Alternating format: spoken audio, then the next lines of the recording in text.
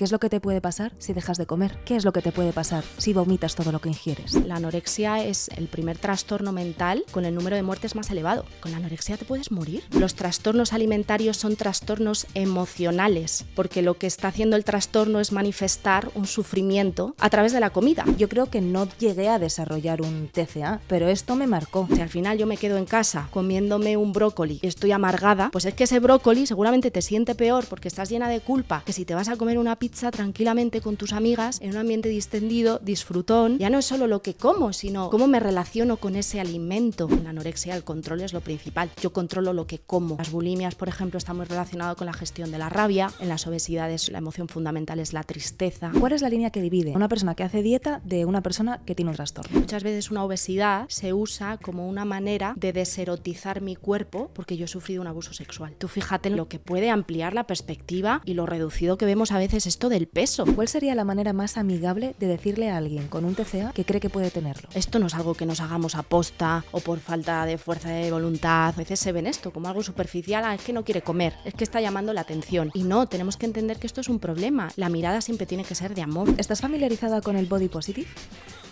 Te voy a pedir un favor. Y no es dinero, de momento. Te voy a pedir que te suscribas al canal y que actives la campanita, que es algo así como un despertador que te avisa cada vez que hay nuevo contenido. Y también es la manera de apoyar este proyecto y que así yo pueda seguir trayéndote a los mejores entrevistados y ofreciéndote el mejor contenido. Venga, dale, que no empiezo hasta que no lo hagas. Hoy empiezo con una historia. Hace mucho tiempo, una niña de 10 años fue con la ilusión propia de esa edad con sus amigas a casa de una de ellas a pasar la tarde después del colegio. Lo que no se esperaba era que en vez de jugar a Polly Pockets, gastar bromas telefónicas o lo que tocara entonces, lo primero que hicieran fuera subirla a una báscula delante de todas y ridiculizarla por pesar 5 kilos más que el resto, lo que hizo que durante años se obsesionara por el peso y el volumen corporal. Hace no tanto tiempo, esa niña, ya una mujer adulta, se topó con una persona que tras pasar más años de los que quisiera trabajando en una multinacional, ganando un sueldo más que interesante y teniendo una vida muy estable, decidió dejar atrás la seguridad de un contrato fijo por seguir una pulsión mucho más profunda y a la vez más incierta. Ayudar a quienes luchan con su relación con la comida, con su cuerpo y consigo mismos a través de su propio emprendimiento, la terapia integrativa con un enfoque humanista. Porque esa niña era yo y esa persona es mi invitada de hoy. Ella es mi amiga, psicóloga especializada en TCA, trastorno de la conducta alimentaria y salud integrativa. Patricia Naranjo, bienvenida. Hola, Pilu, muchas gracias. Y, jope, vaya historia. ¿Te la sabías? Algo conocía, pero creo que no tan en detalle, la verdad. Y, bueno, pues es que preparando la introducción digo, a ver, ¿cómo lo puedo vincular? Pues qué mejor hacerlo con tu propia historia que con una historia propia. Y es muy fuerte porque yo lo tengo escrito en un diario, que os estoy enseñando a todos, por cierto, ahora para que veáis el diario que yo escribía con 10 años. Y en la primera página, bueno, no lo voy a enseñar porque se me está ocurriendo una cosa. Voy a hacer una foto. Creo que me voy a animar a compartirlo en la newsletter Magic Pills, que como sabéis, y los que no lo sepáis, os lo digo yo ahora, el enlace para suscribiros está en la descripción de este vídeo. Ahí os podéis suscribir y bueno, pues es otra manera de compartir historias. Y ahí voy a compartir exactamente lo que escribí aquí. Era mi yo de 10 años diciendo lo mal que me sentía por pesar más que mis amigas de aquel entonces, amigas, compañeras del colegio, lo que fuera. Sí. Y como mi historia, ¿cuántas habrá? Ahora mismo de niñas, digo niñas y ahora nos contarás tú porque creo que esta, no sé si enfermedad o trastorno, es más común en las mujeres. 100%. Yo creo que no llegué a desarrollar un TCA, pero esto me marcó, ciertamente, durante los próximos años. Como me imagino que habréis deducido, la conversación de hoy va a girar en torno a los TCAs, trastornos de la conducta alimentaria. Pero para quien no sepa lo que es y en un lenguaje llano y entendible, ¿qué es esto? Vale, pues bueno, tenemos que pensar que siempre que hablamos de trastornos psicológicos, sea del tipo que sea, trastorno de la conducta alimentaria, trastornos depresivos, psicosomáticos, ponle la etiqueta que quieras, ¿vale? No dejan de ser trastornos afectivos, es decir, trastornos relacionados con las emociones que se están manifestando a través de un comportamiento, pues en este caso desordenado con la alimentación. ¿Vale? Y aquí ya podemos entrar en las diferentes tipologías de trastorno de la conducta alimentaria. ¿Hay varias? claro, pues tenemos lo más conocido, las anorexias nerviosas, por ejemplo, las bulimias, el trastorno por atracón, que también es bastante conocido, la nueva ortorexia, que tiene un poco que ver también con esto de comer todo sano, de manera, todos los alimentos ecológicos, ¿no? Que hay un foco al final de control relacionado con la salud, ¿vale? Esto no tiene tanto que ver con el peso, como a lo mejor tiene que ser o pasa con las anorexias, ¿vale? Sino que tiene bueno, pues esto tiene una relación más con el bienestar y con la salud, ¿no? Y luego pues otros que en el DSM-5, que digamos que es un poco como el manual o la Biblia de los psicólogos a la hora de clasificar los trastornos, los clasifican como no especificados, digamos, ¿vale? Y hay otros que no son tan comunes, pero que también están.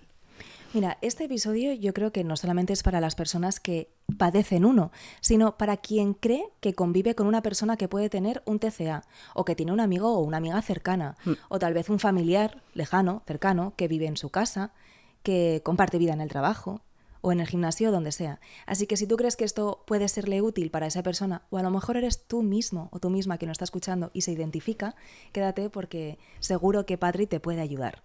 Vamos a ir al principio. Yo quiero saber cómo se puede identificar a una persona que lo está sufriendo, si se le puede ayudar, cómo hacerlo y cómo buscar ayuda. Vamos a cubrir todas las áreas desde el principio. Entonces, vale. ¿Cómo podríamos saber que una persona pues no solamente está en, bueno, quiero perder peso, quiero cuidarme, sino más allá? No, es que a lo mejor tiene un problema. Vale, claro. Un poco por terminar, Pilu, lo que decía al principio y por terminar de contestar la pregunta que me hacías, que me parece súper importante, es que los trastornos de la conducta alimentaria no son trastornos o el problema no es la comida, ¿vale? Y esto es importante porque se tiende a pensar, y además las pacientes suelen venir con mucha culpa y con mucha vergüenza muchas veces, porque hay un estigma también social que se relaciona a este tipo de trastornos con, pues es un tema de imagen simplemente, es un tema de superficialidad, hay un tema cultural de esto de la cultura de dieta, por ejemplo, de la imagen, de emular una serie de estereotipos sociales que hemos dado como válidos, ¿no? Y como los aceptados. Entonces se tiende un poco a confundir como que este es el verdadero problema. Y esto es un factor súper importante, pero los trastornos alimentarios son trastornos emocionales.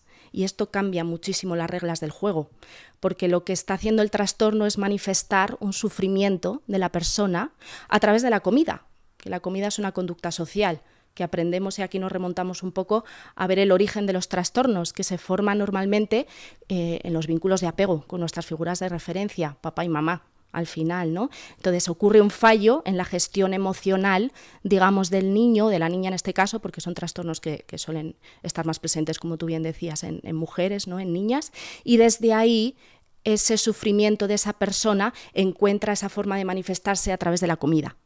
Y esto cambia mucho las reglas del juego, porque de repente ya no es solo la cultura en la que vivimos, que obviamente esto es un factor súper importante, ¿no? Pero hay que ir más allá, ¿no? Porque esto es importante, ¿no? A la hora del tratamiento, sobre todo, también. O sea, que hay factores que influyen más allá de la propia persona.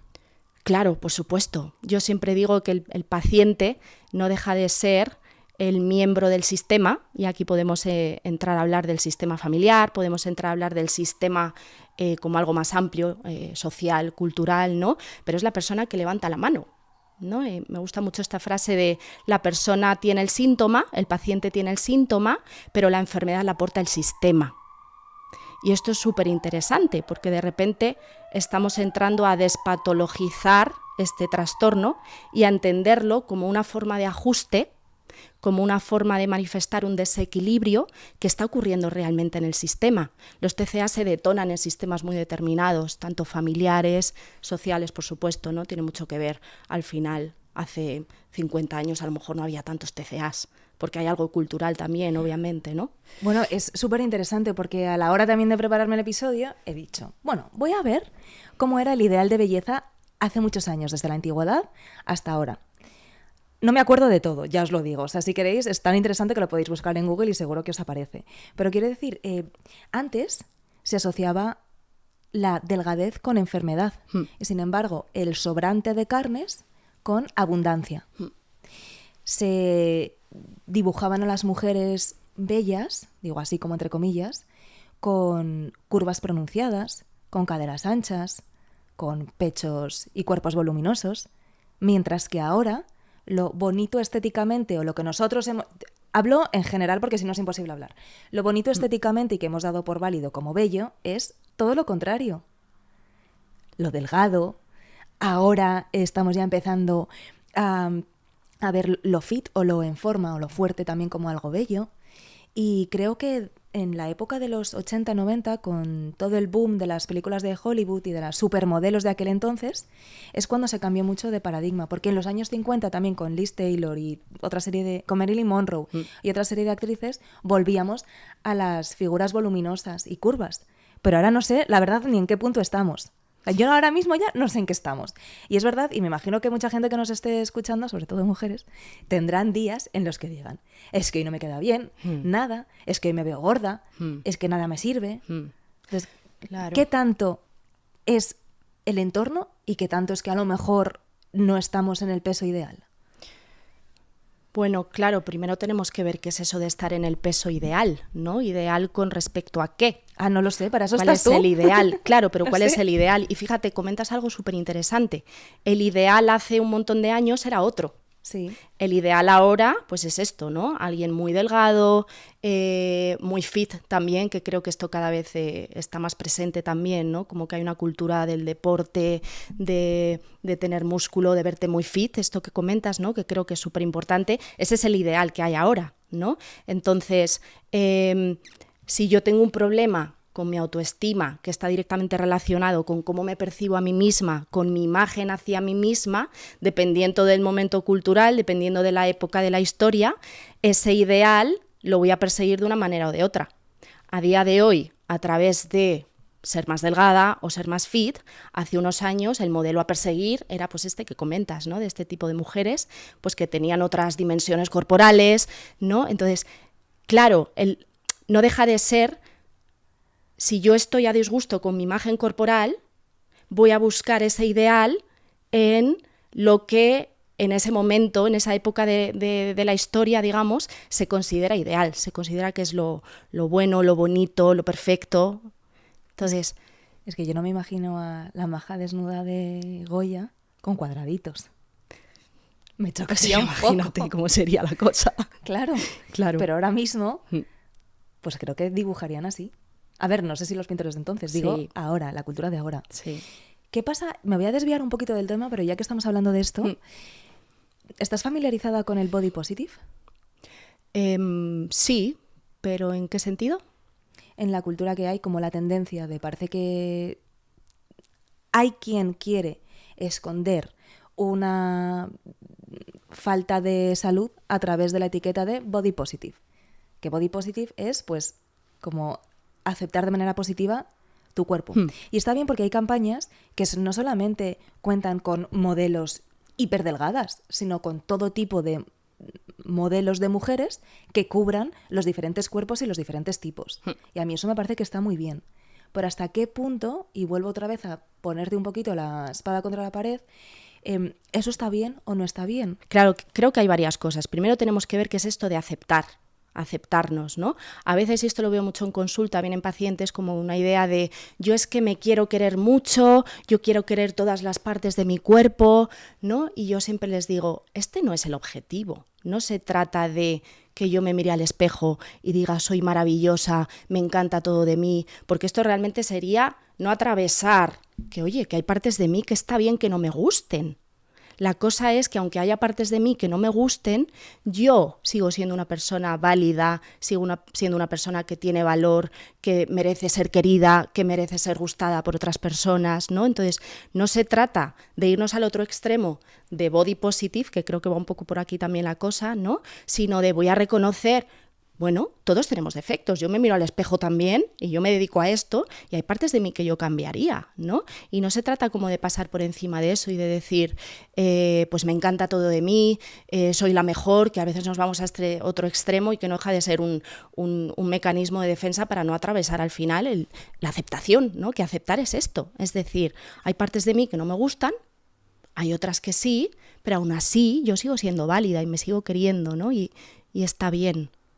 ¿Cómo empezamos a aceptarnos? Cuando una persona no se acepta o no se acepta algunas partes de sí misma, ¿cómo hace para iniciar ese camino a la aceptación? Claro, pues es que esto tiene profundidad al final, porque está directamente relacionado con la autoestima, el aceptarme a mí misma, ¿no?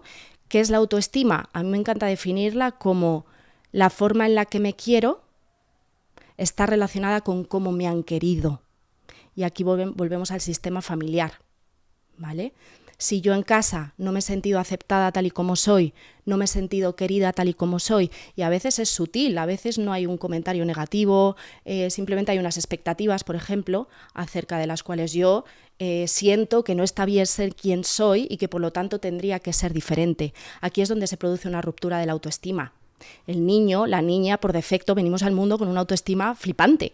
Tú observas a un niño y es pura vida, es puro instinto, es puro deseo, está súper en contacto consigo mismo. Un niño por defecto y de fábrica viene con una autoestima de la hostia, ¿no? Es a través del proceso de socialización donde aprendemos a no querernos a nosotros mismos, porque está directamente relacionado con cómo nos han querido, ¿no?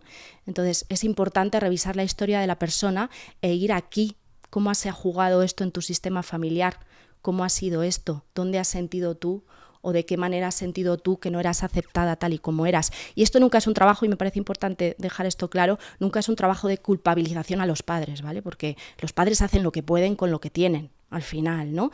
Pero si a su vez a mis padres no les han querido bien, pues es que no me van a poder querer bien. Hablo de querer bien, pues desde el ver a la persona tal y como es, aceptarla desde, ¿no? Y no muchas veces, bueno, pues los padres con un ideal o con ese sentido de lo mejor para mis hijos, que a veces es confundido porque esto hace que queden fuera un montón de cosas que son importantes para la persona, ¿no? Yo creo que, volviendo a la anécdota que he contado de mi infancia, a esta niña que me subió a la báscula nada más llegar a su casa y me ridiculizó con el peso, no le querían bien, porque recuerdo a su madre perseguir a su hermano con una zapatilla en la mano para tirársela a la cara.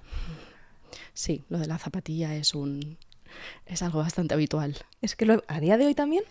Bueno, quiero pensar que menos, pero da igual, es que son tantas las faltas al final afectivas por puro desconocimiento y pura ignorancia al final, ¿no? Y porque si yo no he recibido eso, yo no lo puedo dar a mis hijos. Es que esto es así, no podemos dar lo que no tenemos. Pero siempre se puede mejorar y claro, para eso está la ayuda. Vale, entonces, ya sabemos lo que es un TCA, sabemos qué factores te pueden influir, que la familia y la infancia son muy importantes. Pero ¿cómo sabes que una persona está sufriendo uno? ¿Cómo puedes detectarlo? Vale, a veces no hay cambios físicos, que tendemos a pensar también pues con la anorexia, por ejemplo, una extrema delgadez, o con las obesidades. Las obesidades también son trastornos psicológicos, ¿no? Pues un aumento de peso, etcétera, etcétera, sino que hay signos más a nivel emocional. La persona pues se empieza a encontrar mal en cuanto a que se siente culpable cuando come determinados alimentos, por ejemplo, o cuando come más de lo que ella considera que es de la cuenta, o hay sentimiento de vergüenza si en algún momento me he dado un atracón o he tenido un comer más impulsivo. ¿Qué más puede pasar? A lo mejor hay demasiada angustia alrededor de la comida, controlando mucho pues, las cantidades, lo que como, lo que no, que sea sano, que tenga determinados nutrientes o que tenga un nivel calórico determinado. Entonces, es más por el malestar que genera todo lo que está relacionado con la comida. A veces en forma de hábitos, pues a lo mejor tengo rutinas súper estrictas y si me salto eso, me siento mal, ¿no? Tengo un plan muy estructurado en mi vida, por ejemplo, de deporte, de alimentación, y a lo mejor me proponen salir mis amigos a cenar y esto me rompe absolutamente. No accedo a ello, me quedo en casa con tal de mantener esos hábitos, ¿no? Pero ¿cuál es la línea que divide a una persona que está haciendo una dieta y claro, que le rompe salir a cenar porque le fastidia el día que le toca comer lo que sea, y la línea que lo divide del trastorno? O sea, ¿cuál es la línea que divide a una persona que hace dieta de una persona que tiene un trastorno? Claro, pues esto es importante verlo en consulta al final, se necesita una evaluación clínica, ¿no? Porque para que sea un trastorno de la conducta alimentaria o un trastorno emocional manifestado con la comida, que me gusta más llamarlo así, tiene mucho que ver que cumpla una serie de criterios diagnósticos para que se le pueda meter, digamos, en eso, ¿no? En cuanto al grado de sufrimiento, en cuanto al tipo de comportamientos, como decía, el grado de malestar que esto genera, ¿vale? Luego podemos hablar de comportamientos desordenados alrededor de la comida, que se manifiestan como ciertos síntomas, ¿vale? Pero que no cumplen, digamos, los criterios para poderlos meter en la categoría de trastorno, ¿no? Pues tanto en frecuencia, por ejemplo, o el malestar que genera no es tan profundo, no es tan pronunciado. Y luego está lo que podemos decir que una gran mayoría de la población tiene, que es al final pues un comer más emocional, seguir una dieta, por ejemplo, no sentirte de todo a gusto con tu cuerpo, pero no llega a ser un malestar tan grande como para poderlo decir, ¿no?, que es un trastorno. Entonces la línea es muy fina, como ves, ¿no? Y depende mucho del grado de sufrimiento, depende de las áreas de tu vida que estén afectadas, depende también del malestar que pueda generar a otras personas, depende de la frecuencia de las conductas. No es lo mismo a lo mejor darme un atracón o un comer compulsivo una vez al año que todas las semanas, ¿no? Entonces hay una serie de criterios que es importante revisar bien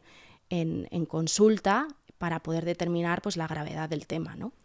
Aviso a navegantes que, claro, se vienen fechas muy significativas en cuanto a lo que estás diciendo de atracones, de comer más de la cuenta, de que te rompan los esquemas, porque claro, el periodo de Navidad, pues a uno se le rompen bastante los esquemas. A uno va a todos, quiero decir. Pero que, ¿cómo podemos prevenir el sentirnos mal por haber comido demasiado, por ejemplo? Claro, es una pregunta que no tiene una respuesta simple, porque al final que nos sintamos mal está dependiendo de un montón de cosas, ¿no? Si yo me siento mal por comer de más, bueno, tenemos que evaluar qué es lo que está pasando ahí, ¿no? Primero, ¿qué es esto de sentirme mal? ¿En qué sentido? ¿Es por ganar peso? ¿Desde qué lugar va? Tengo que ir a mi historia también, de ver qué tiene que ver esto también, porque una persona está mal con su peso, normalmente porque no se ha sentido aceptada tal y como es. Esto es un tema social siempre, ¿no? Si no hubiera desde ahí unas expectativas por parte de los demás, o si yo no hubiera sido no aceptada, digamos, en esto, a mí esto no me tendría que generar ningún tipo de malestar, ¿no? Entonces, bueno, no te sabría dar un consejo determinado, un tip, observarte al final cuánto de malestar te está generando esto, porque si es algo puntual, bueno, volvemos un poco a esta clasificación que hacíamos de pues ciertos comportamientos desordenados alrededor de la comida. Vale, pero ¿cuánto de frecuente es esto? ¿Cuánto malestar me genera? ¿Es algo que arrastro desde hace mucho tiempo? Porque para ahí, obviamente, si es algo que genera mucho daño, bueno, pues lo ideal sería que fuera a terapia, ¿no? Una consulta y que viera un poco más en profundidad de dónde viene todo esto, ¿no? Has hablado del aumento de peso. Muchas veces cuando se nos habla de los TCAs, que por cierto, hoy estamos dedicando este episodio a los TCAs porque se celebra el 30 de noviembre el Día Internacional contra la Lucha de los TCAs. Hablabas del aumento de peso y yo creo que se nos viene a la cabeza, no sé si habrá más, ahora nos lo dices tú, pero dos de los tipos de TCAs más comunes, anorexia y bulimia. ¿Se está a tiempo de coger la anorexia y frenarla o de coger a alguien con bulimia y frenarla? ¿A tiempo en qué sentido? Dependiendo de la edad que tenga. Sí. ¿Te refieres? Claro, siempre se está a tiempo de poderla tratar. Es verdad que cuanto más mayor, más cronificada puede estar la cosa, dependiendo también del momento donde emerja la enfermedad, que esto también depende. ¿La edad influye en el grado de peligrosidad de la anorexia o de la bulimia? Claro, sí, no es lo mismo si la enfermedad emerge pues en la etapa infantil, por ejemplo, o en la adolescencia, al final también por el riesgo que esto conlleva, depende también de la enfermedad, ¿no? Pero una anorexia piensa que conlleva mucha restricción alimentaria y en una etapa del desarrollo absolutamente vital y súper importante, que es la niñez, ¿no? y la adolescencia, donde realmente necesitamos estar pues bien nutridas, asegurar pues una cantidad suficiente de alimentos, nutrientes y demás. Todo eso conlleva al final pues una serie de problemas también a nivel del desarrollo de la persona, ¿no? Entonces, claro que es más peligroso en esas etapas, digamos. La cosa es que los trastornos de la conducta alimentaria, yo siempre hablo de que se despiertan o se duermen, ¿no? Y un poco volviendo al tema de las emociones, dependiendo del trastorno, suele haber una emoción fundamental relacionada con la que se ha visto comprometida, con la que hay algún conflicto. En el tema de las anorexias, por ejemplo, la emoción principal es el miedo. ¿Miedo a qué? Claro, pues aquí nos tenemos que ir al sistema familiar, al final. Si la niña ha sentido un ambiente inseguro, no se ha sentido validado, aceptada tal y como era, ¿no? Esa inseguridad genera un comportamiento de control, que es justo esto, la anorexia. En la anorexia el control es lo principal. Yo controlo lo que como. Es una forma de solucionar esta falta básica en la inseguridad, ¿no? A través de otro comportamiento que es dañino, pero que es una solución en ese momento, ¿no? Entonces, esto es importante al final, ¿no? En las bulimias, por ejemplo, está muy relacionado con la gestión de la rabia, ¿vale? Por esto es muy simbólico al final esto de comer mucho y después vomitar. Tiene mucho que ver con la dinámica de incorporación y de eliminación que está bien relacionada con la rabia. En las obesidades suele haber, la emoción fundamental es la tristeza. Entonces, esto es importante más allá de todos estos factores sociales y culturales, ¿no? Pero por eso hago mucho hincapié en que al final son trastornos afectivos, son trastornos emocionales que se están manifestando con la comida. Wow, qué Sí, interesante y qué brutal. Sí. Entre la anorexia y la bulimia hay una relación, quiero decir, ¿hay más tendencia que una persona que sufre anorexia desarrolle también bulimia? No necesariamente, pero es frecuente que ocurra. Sí, a veces los trastornos migran. Y una pregunta, si hay alguna madre o padre que nos esté escuchando, o hermano o hermana, lo que sea, que tenga una persona cerca, como he dicho antes, que pueda estar sufriéndolo, ¿cuál es la manera más amigable de poderle decir, voy a poner un ejemplo, a tu hija, oye, cariño, creo que te está pasando esto, vamos a buscar ayuda? Porque creo que cuando una madre te viene a sugerir ayuda, lo primero que hacemos, sobre todo si somos adolescentes, es mirar para el otro lado y correr. Y decir, no, yo puedo con todo, yo me ayudo, yo sé lo que hago. Pero para no tener a tu padre o a tu madre como un enemigo, ¿cuál sería la manera más amigable de decirle a alguien con un TCA que cree que puede tenerlo? Claro, aquí volvemos un poco también a la edad de la persona. Claro, si es una niña, al final,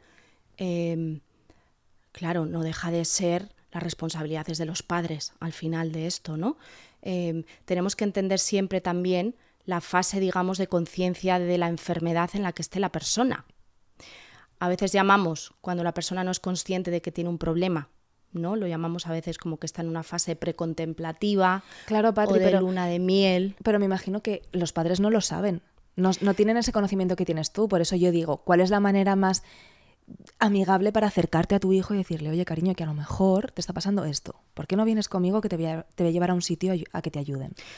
Pues a través del amor, a través del cariño, a través de no regañar a la persona, a través de verlo como que no es algo que la persona, esto parece una obviedad, pero a veces lo pasamos por encima. Nadie quiere estar mal.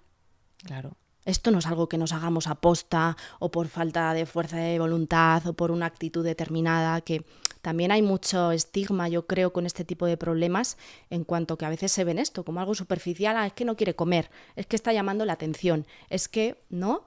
Y no, tenemos que entender que esto es un problema y que seguramente es la mejor solución que esa persona, de manera inconsciente, ha podido hacer para suplir o para gestionar ciertas emociones, ¿no? Entonces, la mirada siempre tiene que ser de amor, de comprensión, no de culpabilizar, nunca de castigo, nunca de regañar, sino desde el acompañar, bueno, estoy viendo esto, ¿cómo lo ves tú? ¿Cómo te estás sintiendo? Porque es difícil y porque hay una etapa, hay un momento donde la enfermedad, el trastorno, está muy pegado a la persona, no hay una conciencia de que tengo un problema. Esto depende mucho de la edad, ¿vale? Estoy hablando en términos súper generales al final, ¿no? Pero yo estoy en una fase de luna de miel, ¿no? Yo me estoy dando cuenta de que si dejo de comer, adelgazo 5 kilos. Esto es la hostia. He encontrado el kit de la cuestión. O que si me purgo, que si vomito después de comer lo que me apetece, no gano ese peso. Entonces, claro, hay un beneficio muy fuerte en esto. Entonces, hasta llevar a esa persona a un punto de conciencia de que pueda haber lo dañino, el daño que se está haciendo realmente con esto, claro, es toda una etapa pues de donde para mí la base es el amor, pero para todo en general, ¿no? Una vez superada esa fase de luna de miel, como acabas de describir, ¿qué es lo que te puede pasar? Es decir, ¿qué es lo que te puede pasar si dejas de comer? ¿Qué es lo que te puede pasar si vomitas todo lo que ingieres? ¿Qué es lo que tú ves en consulta? ¿Qué es lo que te puede pasar en cuanto a riesgos para tu salud? Claro, por supuesto, imagínate. No, ¿qué es lo que te puede pasar? Bueno, pues desde la muerte La anorexia es el primer trastorno mental con el número de muertes más elevado. ¿Cómo? A ver, repite. Claro, con la anorexia te puedes morir. Si tú llegas a un grado de ingesta mínimo, tu cuerpo empieza a fallar. Y aquí ya estamos hablando de otro tipo de tratamiento. Esto ya no es terapéutico, esto ya se necesita un ingreso clínico donde la persona, básicamente, el tratamiento esté centrado en que coma de manera obligada, a veces, claro, porque es que es imposible desde otro lugar, su vida está en riesgo, claro. La anorexia es un problema, ¿no? La bulimia pues tiene otra serie también de repercusiones, digamos, ¿no? De peligros a nivel de salud también.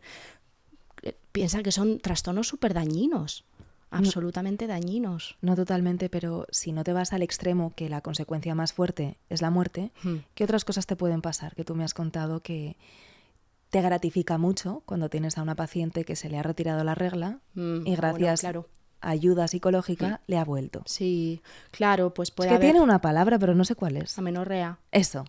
Cuando hay falta del periodo menstrual. Claro, al final el sistema hormonal funciona mucho pues a través de la ingesta calórica que estamos aportando, digamos, al cuerpo, ¿no? Y está muy relacionado también pues con los carbohidratos, con las grasas, que son de los primeros alimentos que una persona con anorexia se retira.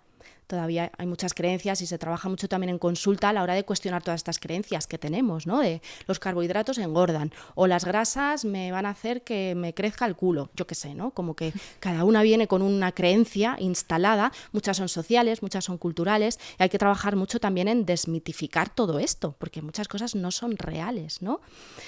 Entonces, bueno... Yo hay muchas veces que acudo a ti porque, bueno, aparte de que tú estás especializada en esto, también tienes mucha afinidad con el tema de la nutrición, porque se dan la mano, estas dos áreas, en tu caso, en tu profesión, se dan la mano. Y también hay mucho gurú por redes sociales que te induce a tomar ciertos alimentos para conseguir, yo creo que lo enmascaran como de salud, un cuerpo fit, por lo que comentabas también de... que has dicho el nombre, pero se me ha ido, de ese culto al cuerpo, digamos. Sí. O más que culto al cuerpo, culto al comer sano, saludable, orgánico, ecológico. Bueno, es que ahora esa es una de las nuevas... Pero vamos a ir ahí, ¿eh? Tendencias, sí, está bien. Entonces, claro. Lo que yo digo es que muchas veces te digo, Patri, ¿qué es esto de el vinagre de manzana con la madre? ¿O qué es esto de que ahora hay que beber por la mañana un chupito de agua salada o marina, o como se diga? Ahora resulta que el huevo sí es bueno cuando toda la vida han hecho campañas para desprestigiarlo. O es una locura. Las grasas del cerdo resulta que ahora sí son buenas. Las que son malas son las grasas de chocolatinas y toda esta bazofia que te puedes encontrar en el supermercado. Entonces, ¿hasta qué punto nos dejamos llevar por, madre mía, tengo que cambiar toda mi forma de alimentarme porque lo estoy haciendo todo mal? Claro, pues es que... Esto es un sí, tú te ríes, pedazo pero... de pregunta. No, claro, y las redes sociales están llenas de este tipo de contenido que además muchas veces es contradictorio, que a mí esto me lo dicen muchas pacientes, es como, ya no sé a quién creer, me dicen, esto es súper habitual, porque claro, hay diferentes fuentes de todo tipo, uno te dice que el huevo sí, el otro que no, y esto parte mucho también de lo desconectados que estamos de nosotros mismos, que tenemos que acudir siempre a la referencia externa para ver también que nos sienta bien, que nos sienta mal. Hay mucha idea también en esto de comer saludable, ¿no? Y claro que es importante en la medida de lo posible tratar de comer saludable, ¿no? Pero también es súper importante de qué manera estoy comiendo yo, cómo me siento cuando como, porque si al final yo me quedo en casa comiéndome un brócoli y estoy amargada porque mis amigas han quedado para cenar y se están comiendo una pizza de puta madre y se lo están pasando súper bien, pues es que ese brócoli seguramente te siente peor porque estás llena de culpa y estás ahí en tu casa encerrada y desde el control y desde el miedo, que si te vas a comer una pizza tranquilamente con tus amigas en un ambiente distendido, disfrutón, ¿no? Entonces ya no es solo lo que como, sino cómo me relaciono con ese alimento, y esto es fundamental. Además es que hay una relación directa. Si yo como en miedo, mi cuerpo literal está fabricando hormonas del estrés, cortisol, hay una relación directa además con la microbiota, entonces es que realmente me va a sentar mal. Y no me está sentando mal la comida, sino que yo estoy comiendo pues de aquella manera, ¿no? Me estoy sintiendo mal, con vergüenza, con culpa, con control. Qué fuerte, porque has dicho lo de la vergüenza y voy a echar mano del diario que te decía al principio. el de mi yo de 10 años. Por favor, Es que, tengo bueno, ganas de escucharte. no porque no lo voy a decir todo porque lo guardo para la newsletter. Vale. Pero en este diario, fíjate lo que yo tuve que hacer con 10 años, ¿eh? Al día siguiente. A ver, un segundo. ¿Esto es al día siguiente de la anécdota que has comentado? Sí, déjame un momento que lo vea. Me dice, voy a cambiar los nombres y voy a decir Pepita y Fulanita, ¿vale? Pepita llamó a Fulanita y Fulanita me llamó y me dijo que yo pesaba 38 con ropa y yo le dije que no y le mentí. Se lo había dicho Pepita. Luego llamé a Fulanita y le dije que era el reflejo y que pesaba 36,3. Era de las merendolas. Le dije que normalmente pesaba 35 o 34, incluso 33. No sé si se lo creyó. Y luego ya digo, por la noche mi padre estaba en la tele, había número para llamar y llamé. Bueno, pero fíjate que a mí me daba vergüenza y yo tuve que decir con 10 años que pesaba bastante menos de lo que pesaba. Claro, pues esto es tremendo para una niña al final. Claro. Necesitamos ser aceptados y queridos. Esto es una necesidad psicológica básica. Entonces, desde ahí haré todo lo que sea, aunque sea mentir también, Y es para verdad que poderme procurar eso. esto que estabas contando me parece muy interesante porque cómo puede ser que un brócoli comido con culpa, acompañado de miedo y sazonado de pena por no estar con mis amigas comiéndome una pizza, te puedes enterar incluso o inflamarte o llenarte. No sé de qué manera física se puede expresar. Tal cual lo estás comentando. Claro, tú imagínate si yo estoy en miedo, cuando tenemos miedo, generamos una serie de hormonas del estrés, cortisol, adrenalina, etcétera, etcétera, porque me ayudan a preparar una respuesta en caso de que ese miedo me está avisando de algo, ¿no? Hay una amenaza, entonces es como que mi cuerpo se prepara. Y esto, si esto es continuo, si esto se da de manera recurrente, si esto se da en forma de picos, esto está generando directamente un malestar en otros sistemas de mi cuerpo. Tenemos que entender que somos un sistema, que no funciona la cabeza por un lado, el sistema digestivo por otro, el sistema autoinmune. Funciona todo de la misma manera. Si hay una afectación en un sistema, se va a ver representado en el resto de sistemas. Entonces, claro que hay un daño. Lo que no quiere decir que si tú te comes una pizza todos los días con cero culpa, te vayas a sentar bien y vayas Exacto. a adelgazar. O sea, por favor, Claro, no va por ahí, ¿no? vamos a Es tener un obvio. poquito de sentido común. Claro, ahí entra el sentido común, que es el menos común de los sentidos. Y este es uno de los problemas a veces también. Y ahora ¿no? me veo aquí a la gente Claro. comiéndose una pizza diciendo... Claro, pero es errónea esta idea de pensar que la persona que tiene una dieta súper estructurada, que sabe perfectamente lo que come, que nunca se sale de esa pauta, que todo es sano, que tiene una salud de puta madre. Esto no es real, porque estás en miedo, estás en control. Y tu cuerpo lo está viviendo de esa manera. Entonces, pongamos ahí un poco también como el criterio, ¿no? Y devolvámonos sobre todo la autoridad a nosotras mismas. Dejemos de buscar gurús, dejemos de buscar la referencia afuera también y empecemos también a ver cómo estoy yo cuando como. Ah, pues estoy en miedo, estoy angustiada.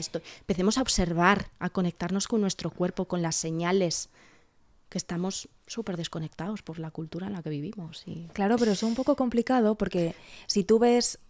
Te metes en redes sociales como todo el mundo hace, o casi todo el mundo hace, porque todavía hay gente, un reducto pequeño, que no ha caído.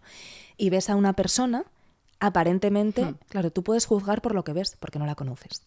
Y ves a esa persona aparentemente sano, con hábitos saludables, como pues levantarse con la luz del sol, salir a caminar y que te dé el sol en la piel directamente, acostarte a una hora razonable, bueno, todas estas cosas que se consideran ahora que hay que hacer un poco la línea de las declaraciones de Marcos Llorente de hace unos meses. Que le han puesto a caldo también.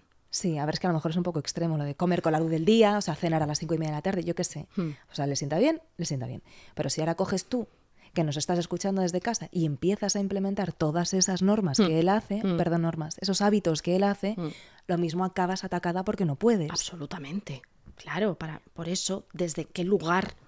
Pues desde el lugar haciendo normalmente en el que tú dices, vale, pues es que yo quiero tener esos hábitos saludables o ese cuerpo porque se traduce en una mejor alimentación, por tanto, en una mejor salud. Claro, aquí ocurre una cosa también que creo que es importante, es que a veces nos vamos o al todo o al nada. ¿No? Es como, o no me cuido absolutamente nada, o de repente quiero la luz roja, quiero el amanecer, quiero comer súper limpio todo. Entonces nos vamos a un extremo que es absolutamente inviable, que genera además mucho malestar porque es insostenible.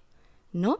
Y estamos obviando pequeñas cosas que sí que podemos hacer o verlo además como un recorrido de salud a medida que me voy conociendo, a medida que voy sintiendo que esto va para mí, voy probando, voy testeando. Es como no me lanzo como pollo sin cabeza a hacer todo lo que he visto que dice un referente sin ver ni siquiera cómo esto me afecta a mí. A lo mejor tengo que empezar a quitar simplemente los ultraprocesados de mi vida o a limitarlos, no te digo ni quitarlos, ¿no?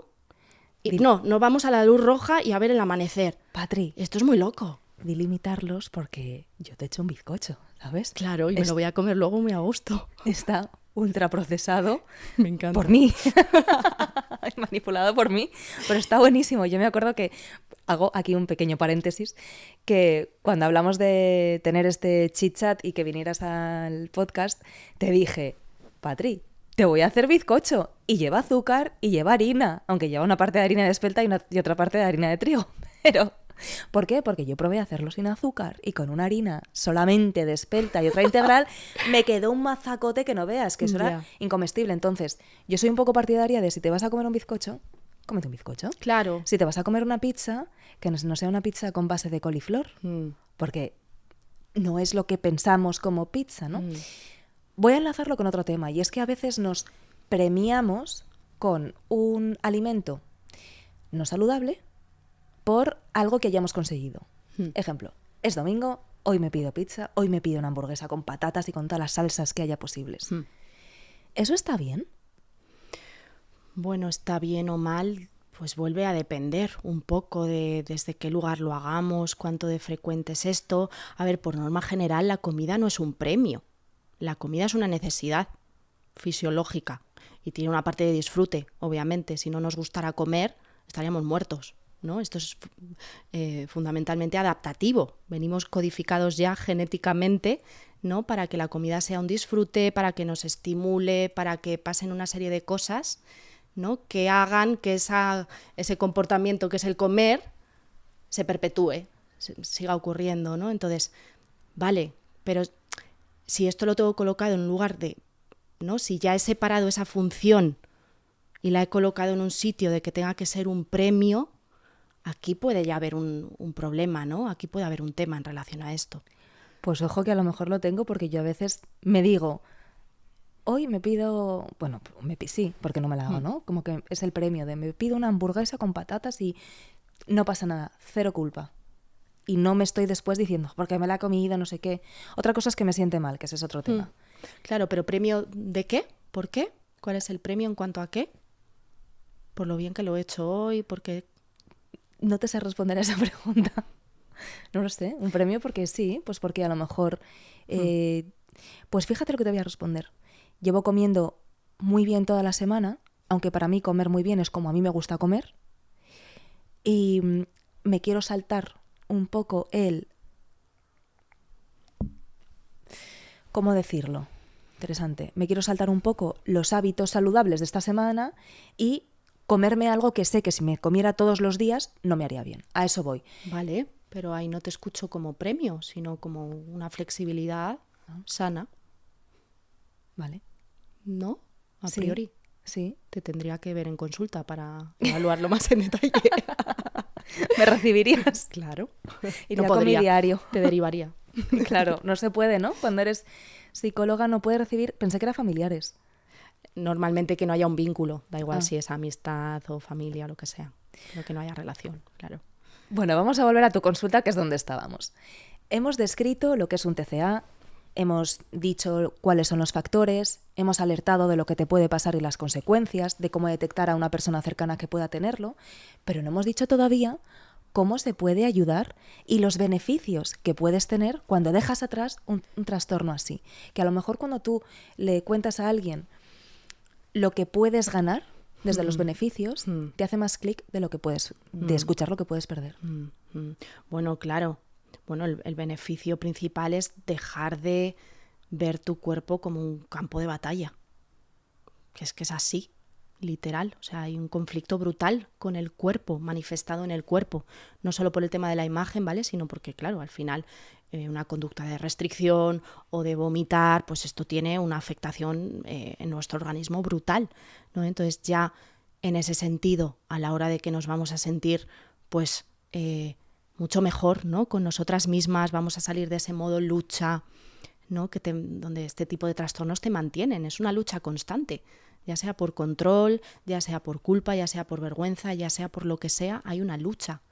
Entonces, bueno, pues obviamente te vas a sentir muchísimo mejor, más conectado con tus emociones, con tus necesidades, que esto es algo que se ve mucho en los trastornos alimentarios. Hay una desconexión con el cuerpo. Si yo me desconecto del cuerpo, no puedo identificar qué necesito, cómo estoy y por lo tanto qué necesito, ¿no? Entonces, claro, ganas en salud, en felicidad, en...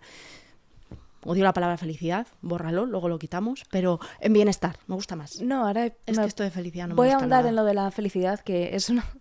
Bueno, no, es como una pregunta muy manida, que yo no la hago jamás. ¿Qué es para ti la felicidad? Ay, no me gusta nada. Mira, eso. precisamente ayer hablaba con un amigo sobre felicidad, alegría y... Iba a decir contentura, lo dije así, pero para hacer la gracia, y contento de... ¿Cuál es la diferencia entre estar contento, estar alegre y estar feliz, o ser feliz?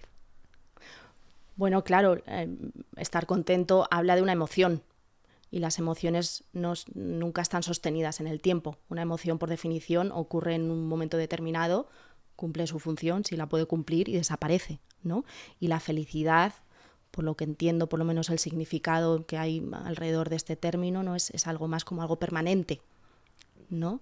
Y está asociada además como esto, como estar siempre alegre, estar siempre positivo, que bueno, que aquí podemos entrar a cuestionar esto, pues imagínate, ¿no? Esto de estar alegre y positivo, esto no existe. Los robots y los psicópatas. El resto no, porque somos humanos y tenemos toda la variedad de emociones, tristeza, rabia, ira, todas las que consideramos negativas, que yo siempre me gusta llamarlas desagradables, no negativas, porque todas las emociones son positivas en sentido de que tienen una función adaptativa, tienen una función de bienestar. ¿Podemos explorarlas? Esto me crea mucha curiosidad. Ah, bueno, claro. Ira. Claro. ¿Cuál es la función? La ira sana. Otra cosa es lo que hemos entendido por la ira, ¿no? Pero la ira sana o el enfado sano me ayuda a poner límites, a retirarme de algún sitio cuando algo no me gusta, a levantar la mano si algo me molesta, a pelearme incluso si es necesario. Esto es el enfado sano. Otra cosa es la violencia, que a veces hay mucho miedo, ¿no? Se asocia muchas veces el enfado con la violencia. Y justamente, fíjate, Pilu, la violencia es una consecuencia de una rabia reprimida. Cuando no hemos podido vivir la rabia desde un lugar sano, sale en forma pues destructiva, violenta, claro. Esto pasa mucho en el coche y de hecho los griegos, los clásicos, cuando estuvo aquí Emilio del Río, comentaba que la ira, no lo voy a decir igual que él, pero es como la reina madre de las emociones, es decir, es la peor de los peores, porque saca lo peor de ti. No había escuchado lo de la ira sana. Para mí siempre Claro. la ira era negativa. Todas las emociones son sanas. Otra cosa es lo que hagamos luego con ellas, ¿vale? Pero todas tienen una función sana, adaptativa. La alegría, la tristeza, el enfado, la rabia, el asco, la sorpresa, claro. A ver, vamos a seguir explorando las que me... Bueno, claro, lo que me quieras. gustan mucho, pues vamos a por la siguiente. ¿Cuál quieres saber o entender? Asco. El asco, ¿qué te pasa cuando sientes asco? Que me repele algo y me alejo. ¿Vale? ¿Para qué puede estar sirviendo? Claro, pero es que yo te hago, ya sabes, de abogada del diablo. Y no quiero decirlo así. Mira, en japonés, por cierto, tú sabes que yo estudié japonés y si alguien nos está escuchando y no lo sabía, yo de pequeña me fui a Japón a estudiar japonés. Entonces todavía tengo conocimiento del idioma. Y en japonés no existe la palabra asco, o si existe no se utiliza, porque es tan fea que tú no puedes decir, pues esto me da asco. Ostras. Es que si no sabes japonés es muy difícil entenderlo, pero es como se dice kirai. Kirai es, kirai, es como horroroso. En vez de decir eso, Sí. se dice no me gusta mucho, o hay una palabra que es chotto, que es como, si me hacen chotto, y te quedas como puntos suspensivos. Ya, Sí. pero hay algo Entonces, ahí... si yo... Bueno, es que los japoneses tienen una psicología que a ti te da para ir a hacer ahí un máster. Te Total. encantaría. Yo digo, a mí no me gusta el queso. O no me gusta el huevo duro. El queso no me gusta, el huevo duro me da asco. No lo digo porque está muy mal decir que un alimento te da asco. Pero a mí no me está alejando de algo que me pueda aportar valor nutricionalmente. Vale, tenemos que pensar el asco. Todas las emociones son equipamiento psicobiológico. tienen una función adaptativa en nosotros, ¿vale? El asco, por ejemplo, claro, si nos vamos a los orígenes del ser humano, nos metemos ya en temas antropológicos, si quieres, incluso, bueno, pues es una emoción que en su momento te hacía retirarte o rechazar justamente pues alimentos que pudieran estar en mal estado. Por ejemplo, si tenían un olor determinado, esto te genera rechazo, tiene una conducta adaptativa, te está salvando de algo, te está alejando de algo que te puede hacer mal. Otra cosa es, claro, con el huevo duro esto sería otra cosa, porque esto puede venir de algún tipo de aprendizaje, de algún tipo de asociación en tu vida a través de la cual, pues hay un aprendizaje. Habría que mirarlo, no lo sé, ¿no? Pero yo lo tengo detectadísimo. Claro. En el colegio me obligaban a comer claro, me ya daba está. un asco que me moría. Claro, es que fíjate, con la comida hay algo muy bonito que es no sé por qué me sale contarlo a colación de esto, que es la teoría de la comunicación en relación a la comida, ¿vale? Entendiendo que la conducta de comer es aprendida y que la aprendemos en casa, ¿vale? Si lo equiparamos a esta teoría de la comunicación, donde yo traslado un mensaje, con la comida, cuando yo doy de comer, cuando mi padre o mi madre me daba de comer de pequeña, no solo me estaba dando el alimento, sino el afecto asociado a ese alimento. Si mi padre estaba enfadado, o si mi madre estaba angustiada, o sentía miedo, o si en casa se estaban peleando y había un ambiente de inseguridad, el niño, la niña está recibiendo esto también, no solo la comida. Entonces, claro, si yo esa comida la he recibido a la fuerza, por coacción, incluso por lo que estás diciendo, porque me obligaban, aquí ya se crea una asociación, ¿no? Yo estoy aprendiendo que este alimento, yo he aprendido que este alimento es una asociación inconsciente, no es algo que tú puedas racionalizar, ¿no? Pero eso me dijeron está una vez creado ahí. En el Basque Culinary Center en San Sebastián, que me hicieron un tour por dentro y todo, por cierto, es una pasada de espacio. Yo dije, pues a mí no me gusta el queso. Y me dijeron precisamente eso. Me dijo, esto es hay mucho algo de conductual, esto, social, arraigado a algo. Y me dice, ¿se puede trabajar en ello? Le digo, vamos a trabajar mejor en otra cosa que no me interesa. Claro, comer es social, lo hemos aprendido. Vamos a ir a 2 emociones más, por curiosidad. No sé cuál de ellas, porque ahora mismo no se me viene... tristeza, por ejemplo, que está en esta happycracia, que hay un psicólogo que se llama Edgar Cabanes, creo que tiene un libro súper chulo que se llama Happycracia, que habla un poco pues de esto, de la dictadura de la felicidad, de estar siempre contento, de no querer ver las emociones negativas o la tristeza, el enfado, todas que consideramos desagradables, ¿no?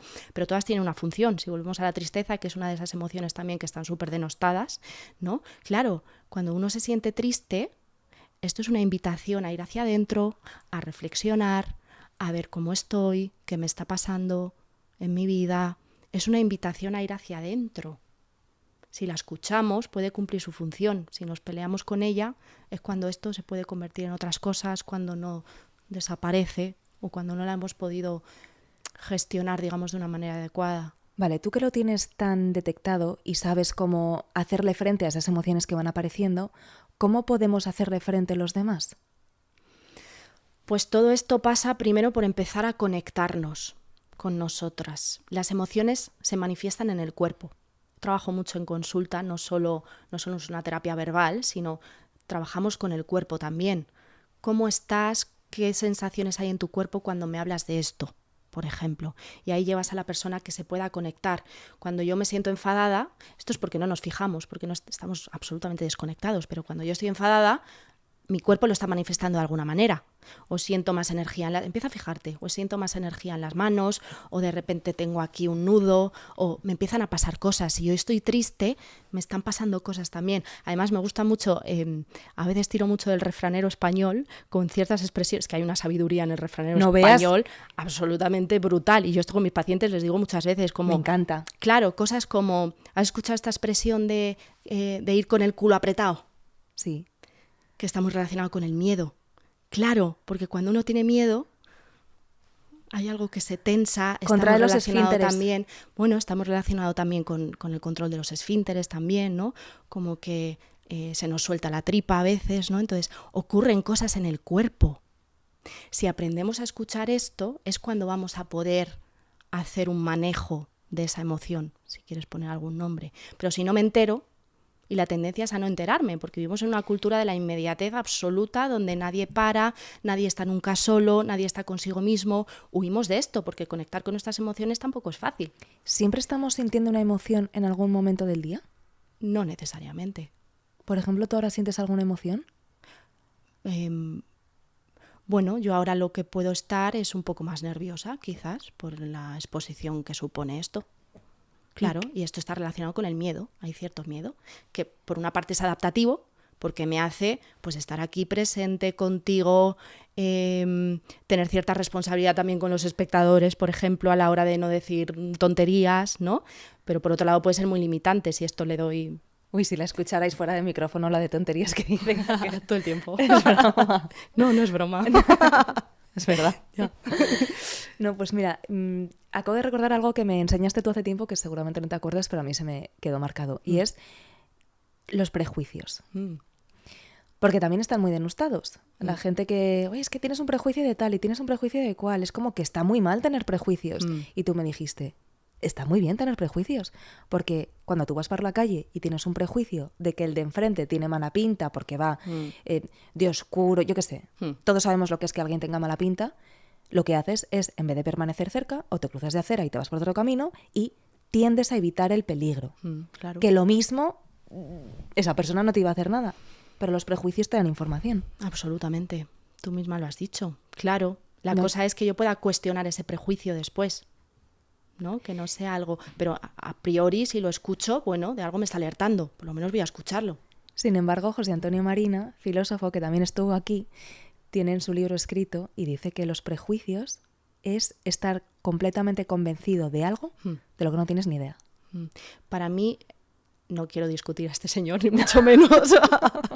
No lo hagas. No va por ahí. Pero para mí, los prejuicios no cuestionados. Eso sí, los otros son adaptativos. Luego me paro y digo, a ver, ¿realmente este hombre que tiene mala pinta me quiere robar porque tiene unas determinadas características que yo asocio a...? Y ahí es cuando me despego de esto. Pero tiene una función adaptativa, nos avisa de cosas, nos ayuda a ordenar información. Si no, imagínate, no podríamos vivir en el mundo. No, un prejuicio te ayuda a gestionar la incertidumbre. También. Claro, te da una estructura, luego lo voy a cuestionar, vale, pero primero lo escucho un poco, ¿no? A ver. Vamos a volver a conectar con el tema que nos ocupa hoy. ¿Cómo ayudamos a una persona que está sufriendo un TCA? ¿Cómo podemos ayudarla? Claro. Bueno, tenemos que entender que al final que una persona decida tratar su problema depende de ella. Existe mucho esta idea también de es que no me hace caso, le quiero llevar a terapia y no me hace caso, es un cabezota, es que fíjate todo lo que está sufriendo o lo que estoy sufriendo yo, ¿no?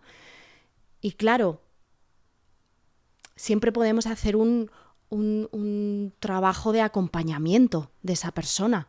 En lugar de obligarle o en lugar de decirle que vaya a terapia, que voy a preguntarle qué tal está. ¿Cómo está viviendo ella esto? Para ella es un problema, ella tiene conciencia de que se está haciendo daño, pero vuelvo un poco a recuperar esto que hablábamos al principio del amor. Es que para mí el amor, como a veces esto suena como algo súper espiritual, pero el amor a la hora de relacionarnos con las personas, ¿no? Como que alguien no va a escucharte si tú vas desde un lugar de porque fíjate, es que ya estás haciendo lo mismo, ya estás otra vez vomitando, o ya estás controlando la comida, o ya... Aquí me voy a cerrar más. Mis defensas se van a poner más duras todavía, ¿no? Pero si yo voy desde un lugar curioso, oye, ¿cómo es esto para ti? ¿Cómo lo vives? ¿Qué te está pasando? ¿Qué necesitas? Que a lo mejor esa persona se empieza a abrir un poquito y a lo mejor desde ahí pues te puede llegar a escuchar. Y algún día a lo mejor te dice, oye, una vez me hablaste de no sé qué terapeuta, ¿qué tal? Por cierto, vamos a dejar tu web también en la descripción del vídeo. Guay. Para que cualquiera que quiera acercarse a ti, eres una terapeuta integrativa, ¿no? ¿Se dice así? Sí, me gusta verme así. Vale. Especializada en terapia Gestalt. Sí. Que esto siempre lo digo aunque no tenga ni idea luego de desarrollar esta definición. Ya. Bueno, ¿Quieres desarrollarla? Nos metemos aquí ya en un jardín muy amplio. ¿Se puede acotar? Sí. Bueno, desde la terapia Gestalt trabajamos mucho en el darte cuenta Claro, es que nos metemos en un tema muy amplio. ¿Cómo lo puedo acotar? Es un ejercicio, ¿eh? Sí, también ver como, que lo ligo un poco también esto con el principio, como ver los síntomas, ver el motivo de consulta de la persona, no como el problema. Es un problema, y esto lo explica muy bien José Luis Marín, que es un psiquiatra, psicoterapeuta al que admiro mucho, ¿no? Habla de que el motivo de consulta del paciente, o el trastorno, o la etiqueta, o el síntoma, nunca es el problema. Es un problema, y lo vamos a tener en cuenta, pero todo lo que hay por debajo es lo que tenemos que mirar en terapia. Por eso hablo de que los trastornos alimentarios no son problemas de la comida. Además, esto se lo digo a las pacientes. Yo en mi primera consulta les digo, no vamos a hablar de comida ni un solo día. Solo si tú quieres, por necesidad, por desahogo, por contarme, porque al final estos problemas se trabajan también de manera multidisciplinar. Siempre hay una nutri involucrada, a veces médicos, a veces psiquiatras, dependiendo un poco del estado de la gravedad de la paciente, ¿no? En cuanto al trastorno, ¿no? Pero siempre les digo, no vamos a hablar de comida, a no ser que tú lo necesites para contarme qué tal vas con la nutri, o, ¿no? Porque no son problemas con la comida. Donde tenemos que ir es a todo lo que hay debajo. Al final, ¿no? Y esto, claro, pues conlleva primero tener una alianza terapéutica con la persona, que la persona se sienta segura, que sienta que no va a ser juzgada, que sienta que tiene un espacio seguro donde poquito a poco vamos a ir acercándonos al síntoma, al motivo de consulta, pero entendiendo que cumple una función. Y aquí, contestando la pregunta de la Gestalt, en la Gestalt siempre vemos al síntoma o al trastorno, lo llamamos ajuste creativo. Es la mejor estrategia que de manera inconsciente la persona ha podido desarrollar para sobrevivir. Y esto es brutal, porque de repente ya no hay que luchar contra. Por eso no me gusta mucho esto tampoco del Día Internacional de Lucha contra, porque el síntoma es un aliado, no es el enemigo. Es lo mejor que ha podido hacer la persona para sobrevivir. Entonces cumple una función muy importante. La medida en la que esa función, porque obviamente se está cumpliendo a través de una conducta que es muy perjudicial, pero a medida que eso ya no vaya siendo tan necesario es cuando el síntoma, el trastorno va a empezar a caer por sí solo. Entonces, desde la Gestalt se trabaja mucho desde ahí, como entendiendo el síntoma de manera simbólica como la puerta de entrada a todo lo demás. Voy a hacerte una pregunta un poco comprometida que se me ha venido a la mente. Vale. ¿Crees que el terapeuta tiene que tener un cuerpo normativo, sano, saludable para poder acompañar a una persona con un TCA? Explico. Creo que hace unos años, o unos meses, o un tiempo, la portavoz de la World Health Organization, o alguna de estas, pues tenía obesidad. Vale. Y había gente que se le echó encima y que le decía, ¿cómo puede ser que una persona con obesidad me diga a mí cómo tengo yo que comer? ¿Qué relación hay entre una cosa y la otra? Es un poco controvertida. Bueno, no lo es tanto. Creo que también, no lo siento así, creo que también reducimos mucho el tema de la obesidad, por ejemplo, es un tema de comida, ¿no? Claro, a lo mejor se hace desde el desconocimiento.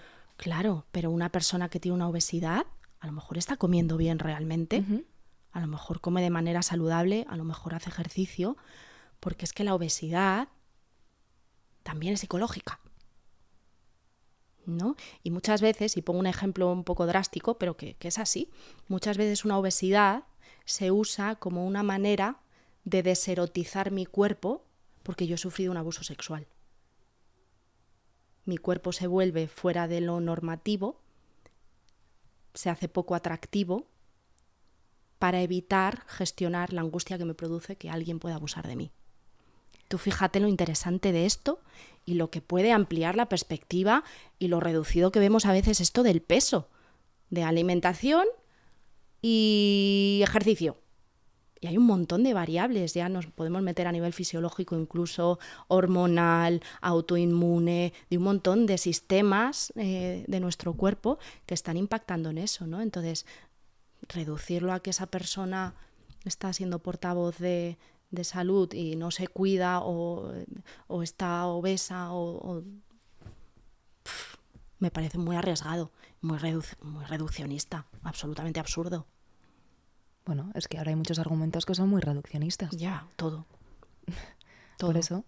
Sí. Estamos llegando al final de esta charla y antes de terminar, Quería preguntarte a ver si crees que hay algo más en todo esto que podamos decir, bueno, que puedas tú compartir para ayudar a alguien. Porque hemos hablado, pues, como he indicado antes, los factores, cuándo aparece, cómo detectarlo, cómo ayudar, cómo lidiar con nuestras emociones.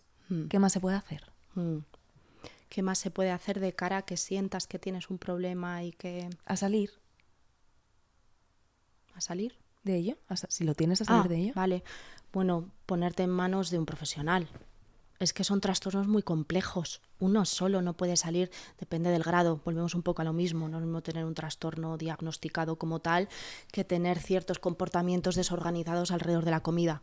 Que quieras que no, bueno, pues una gran parte de la población los tenemos, ¿no? De vez en cuando es un tema de grado, de malestar, ¿no? Entonces... Una pregunta. ¿La persona que ha sido anoréxica puede dejar de ser anoréxica? Dejar implica ser otra persona.